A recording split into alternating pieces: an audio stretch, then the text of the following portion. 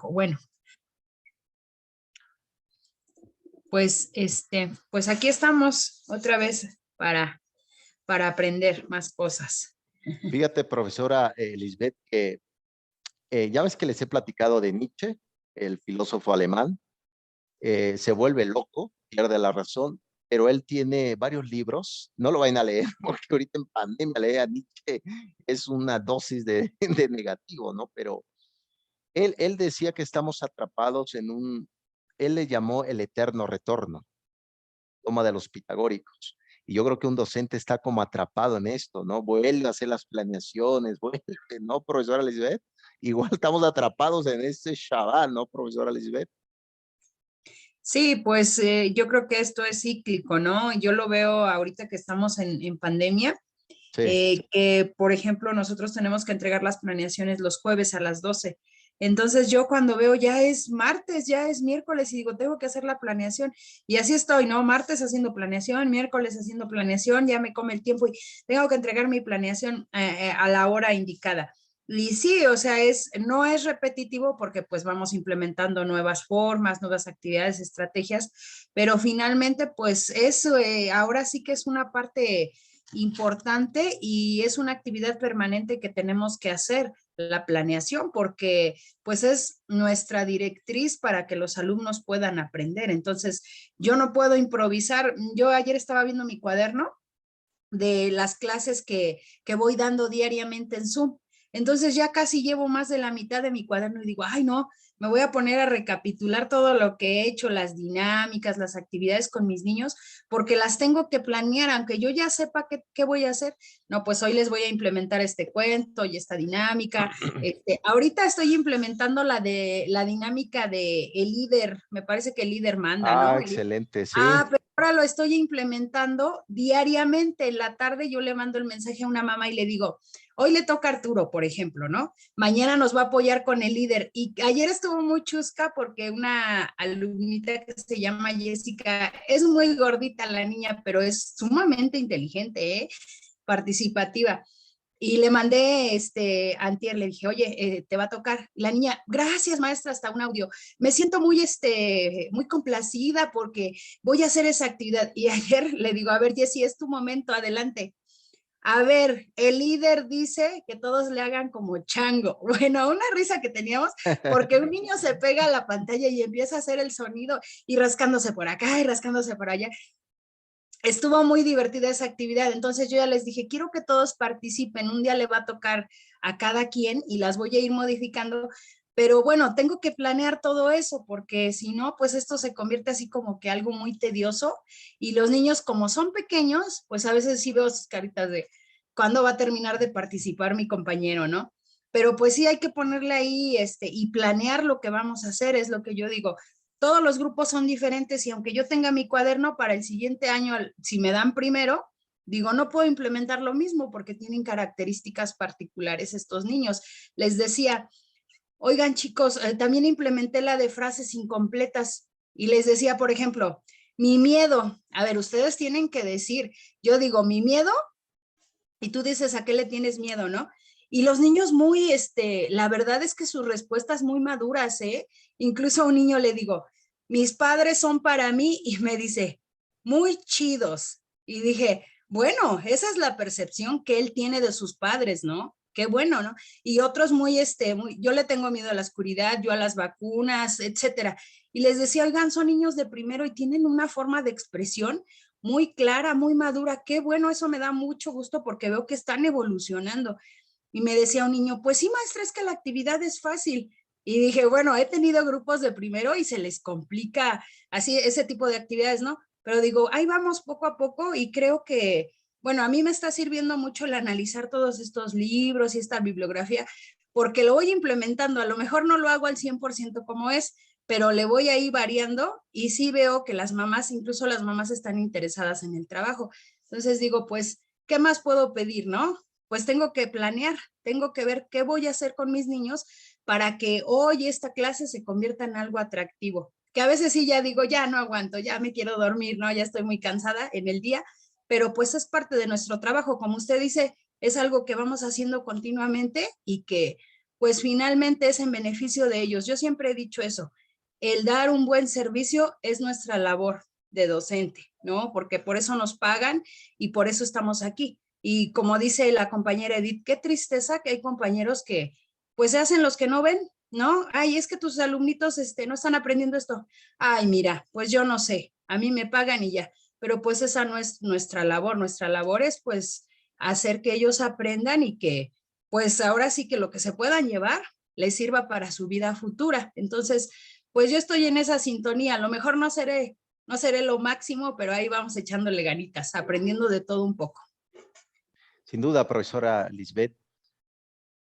Podemos decir que un docente es un poco ecléctico. Ya ves que les había platicado que un docente debe de saber un poco de todo para ir abordando lo que es la intimidad de la educación. Sin duda lo dices bien, y lo ha comentado también la profesora Edith, sobre el concepto de que esto es la verdadera educación en México. Un docente, cómo prepara sus clases, cómo aborda a los niños. A veces ningún manual curricular te dice, a ver, debes de decirle así a un niño. A veces un docente tiene que aplicar lo que se le dice en evaluación, el currículo oculto, que no está escrito en un papel, pero a veces, profesora Lisbeth, más tú que estás con los pequeños, hace falta la educación sensitiva, ¿no? El tacto, no una caricia, oye, una palmada. La parte sensitiva, sin duda, puede ayudar para este aspecto, profesora Lisbeth, de la propia educación. Sin duda, es claro y no solamente pues lo comentamos nosotros, ¿no? Sino lo comentó el propio Jean-Paul Sartre, un filósofo francés, decía que cuando nos damos cuenta de que hay alguien mejor que nosotros, nos genera sufrimiento. Pero eso sí es verdad, hay mejores que nosotros, ¿no? Yo creo que debemos ir aprendiendo a ser un poco humilde, bueno, ayúdame, todo esto.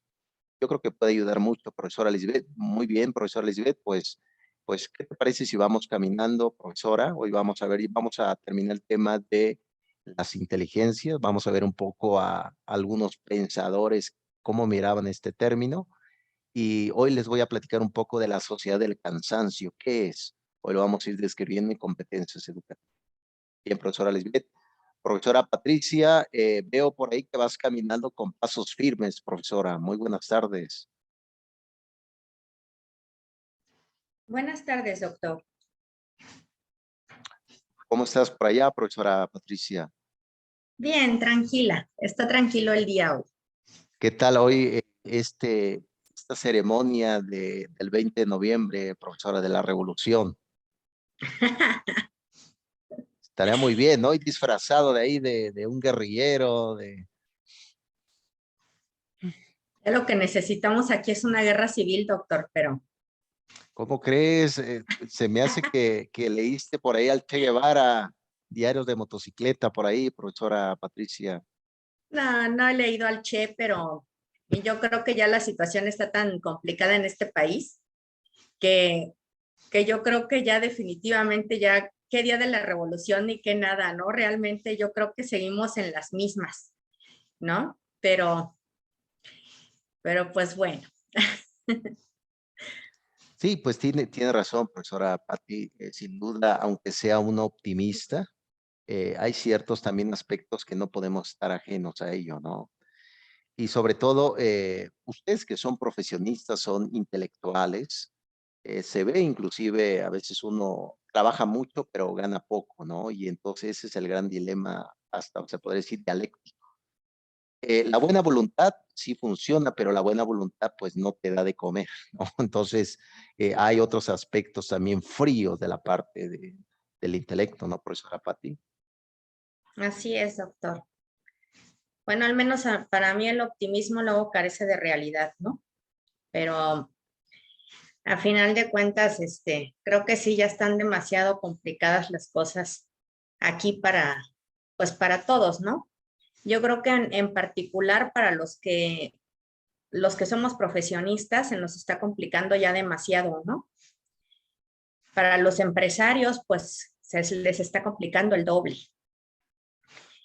Y entonces dice uno, bueno, ¿qué onda con nuestro presidente que primero los pobres, pero está haciendo más, ¿no?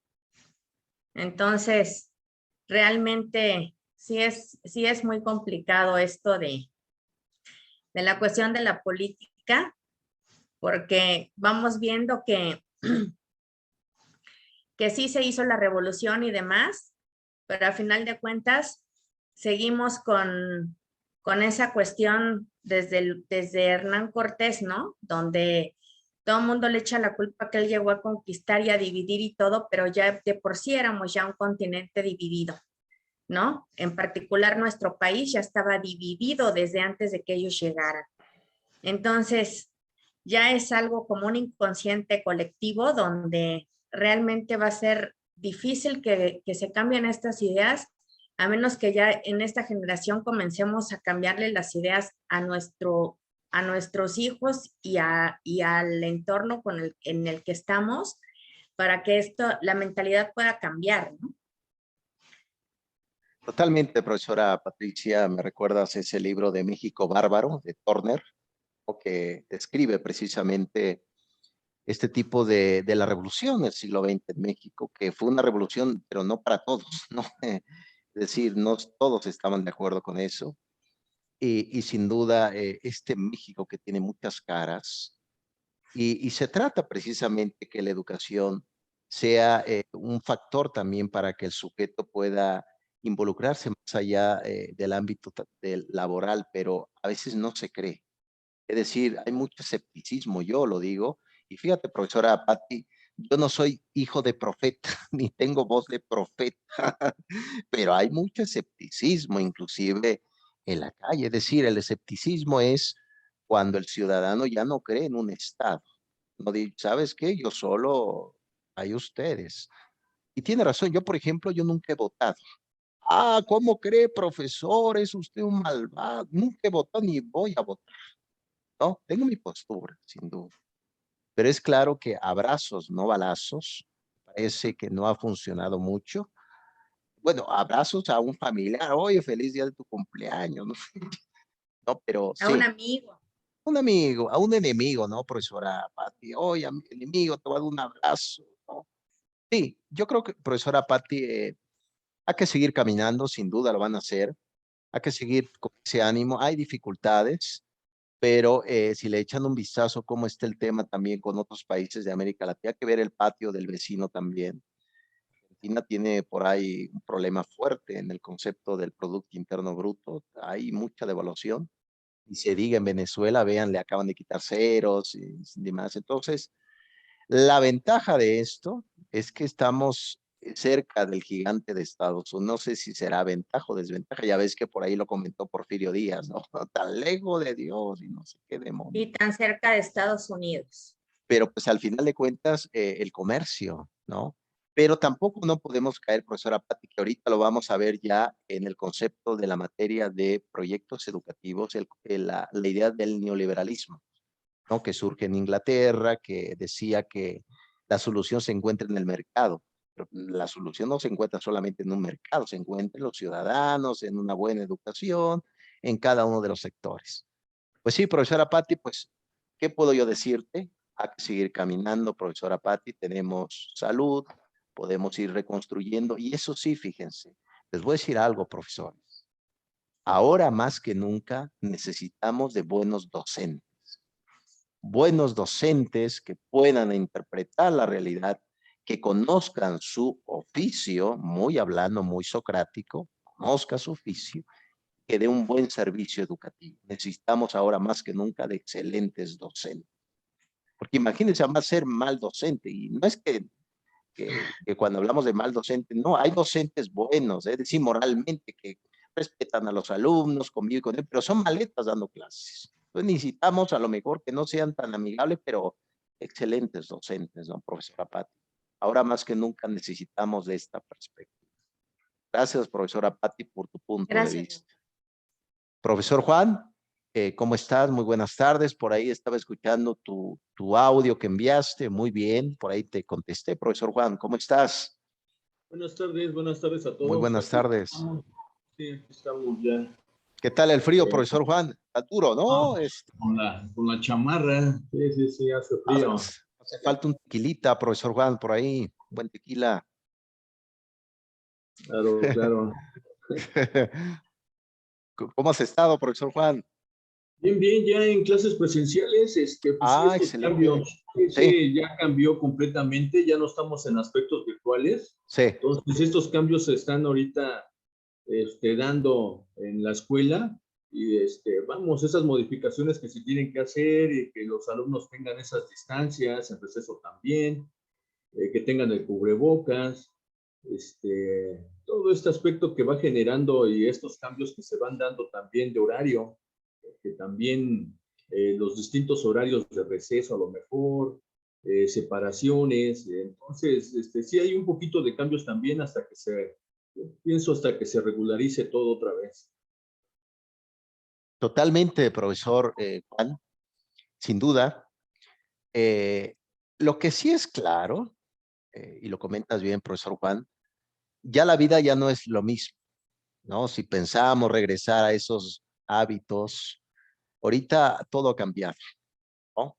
Inclusive la propia convivencia, debería de haber también un cambio ontológico en el sujeto, ¿no? Es decir, ser mejor persona, pero eso somos un poco escépticos en eso, pero puede haber un cambio en el factor de las instituciones, de cómo abordar la educación, profesor Juan. Yo creo que ahora tienes más tiempo de estar con ellos, ¿no? En el aula, ¿no? El diálogo, ¿qué tal? ¿Qué te han dicho? Oye, profesor, ya lo extrañábamos, lo queremos mucho, no sé si hubo por ahí algunas palabras, profesor. Hay, hay algunas situaciones, por ejemplo, el cubrebocas, a veces cuando Sí, los alumnos también van a hablar, tienen que hablar un poco más fuerte, entonces uno se tiene que acercar a ellos, porque hay unos que tienen la voz muy suavecita, entonces, y luego con el cubrebocas, entonces también todo esto sí genera ese tipo de cambio que no sigue siendo lo mismo, por el mismo sí. aspecto de comunicación que existe en el aula. El cubrebocas sí también nos está impidiendo otros aspectos por ejemplo, el comunicarse y el tener el cubrebocas sí, sí limita un poco. Sí, totalmente, profesor Juan, sin duda. Pero bueno, es lo que tenemos en esta realidad, en este presente. ¿Quién iba a pensar, no? Que en un virus, ¿no? Esta pandemia, que hasta ahora no sabemos de dónde vino, ¿no? Que algunos se contagian, otros, yo gracias a Dios no me he contagiado y hemos andado por ahí, pues claro, no hemos comido en la calle y demás, profesor Juan, pero hay un miedo invisible, ¿no? Un miedo que no se ve, pero está presente. Como otros miedos, ¿no? Profesor Edith, profesora Patti, profesora Lisbeth, otros miedos que están ahí, ¿no? Que están ahí también, pero bueno, nos debe de generar movimiento, debemos de caminar, movimiento es vida, ¿no? Cada vez que hay un movimiento, especulamos que hay una vida por ahí. Bien, profesor Juan, como siempre eres un estoico, con todo respeto, profesor Juan, bienvenido nuevamente. ¿Qué les parece, profesores, si entramos ya a la tertulia de hoy? Agradezco la tenacidad que tienen. Ya nos acercamos al ocaso y me recuerda, fíjense que uno de los amigos de Nietzsche se llamó Wagner, Richard Wagner. De hecho, Nietzsche, perdón, porque voy precisamente al tema, perdón por ir en las ramas, perdón, una disculpa, profesores. Entonces, Nietzsche fue amigo de Richard Wagner y Richard Wagner tenía a su esposa llamada Cosima. Cosima, pues era una buena mujer, ya grande, tenía 50 años por ahí. Y Nietzsche era un joven de 27 años y se enamora de esta mujer, ¿no? Entonces, precisamente Richard Wagner tiene por ahí unas de esas obras de teatro, de música, que se llama El ocaso de los dioses. Pues precisamente ya estamos dando a Wagner en el ocaso de nuestra materia maestría en educación. Espero, como ha comentado la profesora Elizabeth, que digan, bueno, yo me acuerdo de este viejo filósofo loco que nos hablaba de Nietzsche, de loco, no sé qué. Ojalá que esas ideas, profesor Juan, sea pues algo que pueda ayudar en su realidad. Y usted dirá, bueno, profesor, pero usted es muy eurocéntrico. Esa palabra lo empezó a trabajar mucho el propio Enrique Dussel, este argentino que vino a vivir, ya es mexicano de la UNAM, fue el creador del concepto del eurocentrismo. Es decir, tomamos ideas de Europa, pero en vez de cultivar las ideas desde nuestras naciones, desde nuestra periferia, ¿no? Pero yo, mi otra hipótesis, mi teoría mía, es que no debemos de rechazar las ideas del extranjero. Debemos de tomarla, pero a beneficio nuestro, transformarla a nuestras necesidades, a donde estamos presentes. Muy bien, sin más preámbulos, profesores, entremos ya a nuestra materia y vamos a ir terminando ya, porque el tiempo, como ustedes saben, en estas plataformas se van rapidísimo, como si fuera los tacos al pastor de los sábados, ¿no? No sé, profesor, disculpe por mi cierta ironía sofista, pero no puedo evitar hablar de comida. Bien, entremos ya a esta sesión y vamos ya a terminar a las profesoras, que por ahí vi tu audio también, profesor Edith, de estas inteligencias. Y usted dirá, bueno, profesor, pero ¿por qué lo volvemos a tomar otra vez? ¿Por qué razón? Porque precisamente les comentaba en el audio que, por ejemplo, el concepto de la democracia, que viene de demos, de norma, de ciudad, se establece por la diferencia, no por lo igual, ¿no? Por lo tanto, un aula de clase es una democracia. Hay una gran diversidad de ideas, de conceptos y sin fin de circunstancias que digan, bueno, ¿cómo voy a educar en el aula? ¿Qué tipo de herramientas puedo utilizar para que el alumno tenga, ahorita se habla de autonomía en el aprendizaje, ahorita se habla de ser autodidactas, ¿no? Pero ¿cómo podemos lograr esto? Sí, también la propia literatura es muy cara, hablando precisamente de estos costos, ¿cómo puedo yo emprender ese conocimiento? Pues muy bien, vamos a ir terminando. Hoy vamos a ver algunas estrategias que puede dar algunas ideas. El profesor Howard, como ustedes saben, empezó a trabajar y a intuir que recuerden que uno de los grandes mitos de la historia, acuérdense que hay muchos mitos, uno de los grandes mitos de la historia con el propio Pestalozzi, Rousseau, el propio Diderot, he leído un poco a Voltaire, los grandes mitos era que la inteligencia de la persona no evolucionaba, era siempre la misma. Por ejemplo, yo estuve en un seminario, pues nunca, les juro que nunca aprendí a tocar la mentada guitarra, que yo pensaba que era fácil, no hombre, era difícil, do, re, mi, fa, sol, la, si, do, lo único que me acuerdo son de estas guías musicales, do, re, mi, fa, sol, la, si, do, si, la, sol, fa, mi, re, do, hasta lo puedo decir al revés. Me aprendí las mentadas notas musicales, pero nunca aprendí a tocar la mentada guitarra, que fue difícil. Si el mito clásico del siglo XVII, XVIII hasta el siglo XX hubiera razón, yo hubiera fracasado en la vida porque no tenía esas inteligencias. Pero ahora sé que tengo otro tipo de inteligencia enfocada en otro aspecto social. Por ejemplo, a mí se me da la filosofía, recuerdo autores, leo filosofía, en efecto, pero me encanta la educación. Por lo tanto, eso es importante no perder de vista. A veces uno como docente se equivoca, sin duda, nos equivocamos. Y a veces haces que el joven tenga un prejuicio extraño sobre sí mismo. Ah, tú no sirves, Pepito, tú no puedes. Espérame, a lo mejor Pepito tenga otra habilidad distinta a lo que se le está pidiendo en el aula. Por lo tanto, ese tipo de conocimiento del mito vamos a ir quitando, como muy bien comentó este poeta alemán llamado Novalis. Novalis comentó del manto que le quita a los dioses y ese manto era él mismo. Entonces se espantó, decía Novalis. Muy bien, vamos ya con nuestras configuraciones finales en nuestra 13ª sesión. Vamos a terminar ya las autoras.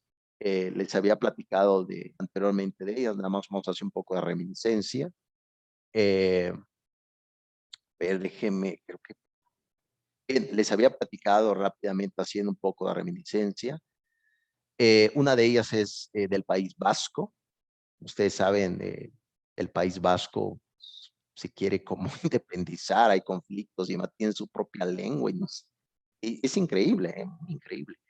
Y por otro lado tenemos a la profesora Ibarrola, que es de Barcelona. Entonces, Echeverría y la profesora Ibarrola nos dan esta suculenta literatura para que pensemos, retoman. A esto se le llama, recuerden, a estas autoras se les llama doxógrafos. La palabra doxógrafos se dice una palabra griega, doxógrafos, significa doxa, opinión, gráficos, grafos, significa la que escribe. Entonces, por ejemplo, las que escriben dan su opinión sobre otro autor, doxógrafos. Estamos llenos de doxógrafos. Por ejemplo, digan, bueno, vamos a escribir de Montessori, vamos a escribir de Crowley, por lo tanto se van a convertir en doxógrafos, porque son autores que dan la opinión de otros autores. Por eso, precisamente, estas autoras dan la opinión de este psicólogo de Harvard que nos daba 7 inteligencias, pero sabemos que actualmente hay más inteligencias. Sobrepasa las 7 concepciones.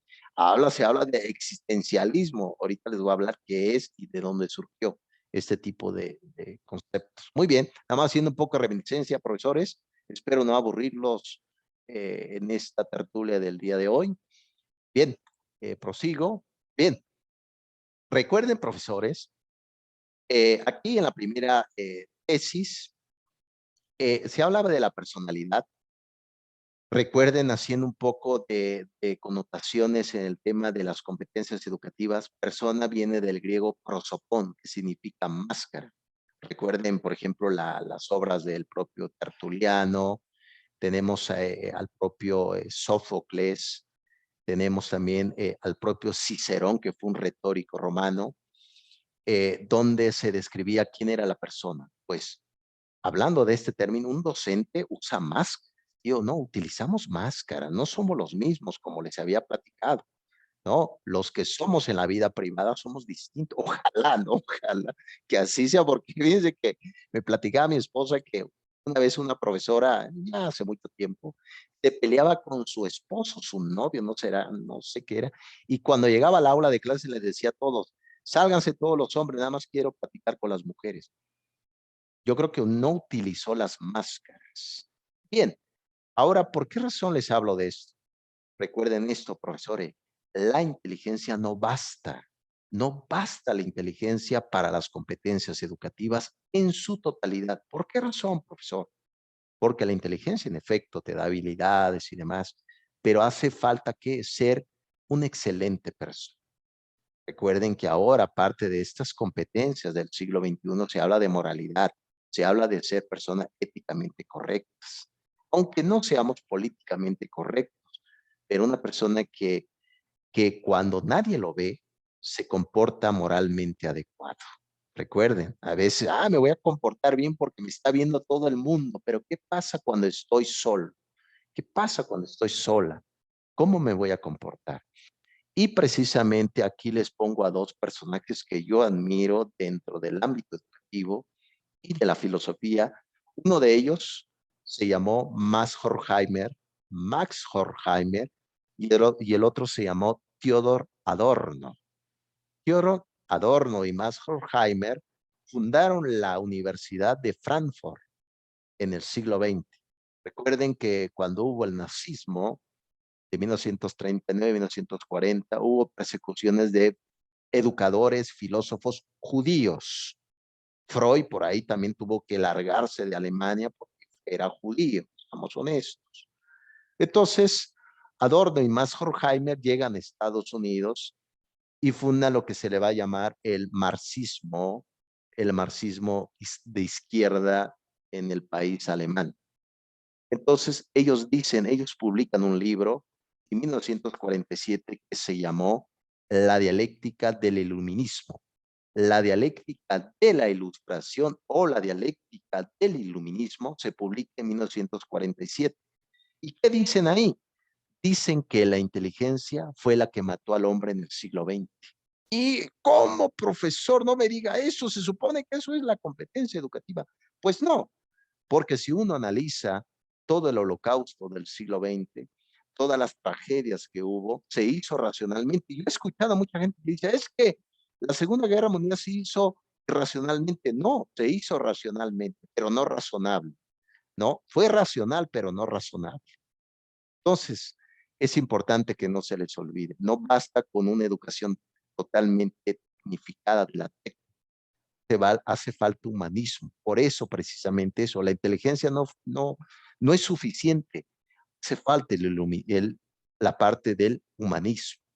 Eso es importante no olvidarlo, profesores.